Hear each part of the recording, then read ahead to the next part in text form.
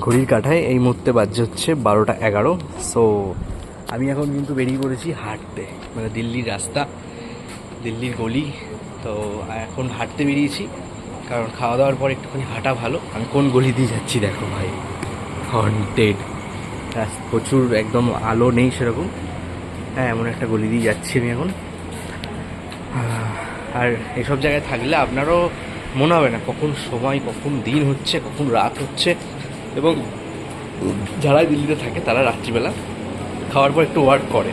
Work করা তো কত ভালো, আপনি যত ওয়ার্ক করবেন তত আপনার শরীরের পক্ষে ভালো, শরীরের পক্ষে ততই ভালো। তো এখানে দেখতে পাচ্ছি বেশিরভাগ লোকে এখনো অবধি ঘুমায়নি, সবাই কিন্তু ম্যাক্সিমাম জেগেই রয়েছে। ঘড়িতে এখন বাজছে, বেশি বাজেও না, 12:30 মতো বাজছে। ম্যাক্সিমাম লোকেই জেগে রয়েছে। আশেপাশে গলিগুলো দেখাই একটুখানি,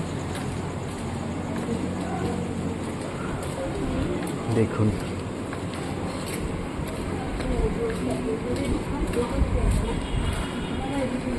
সবই মোটামুটি রাস্তাঘাট ফাঁকা রয়েছে।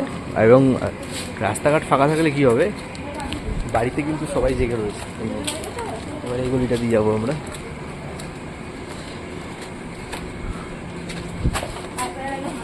রাস্তা, এই গলিটা বেশ ভালো কিন্তু, দেখুন।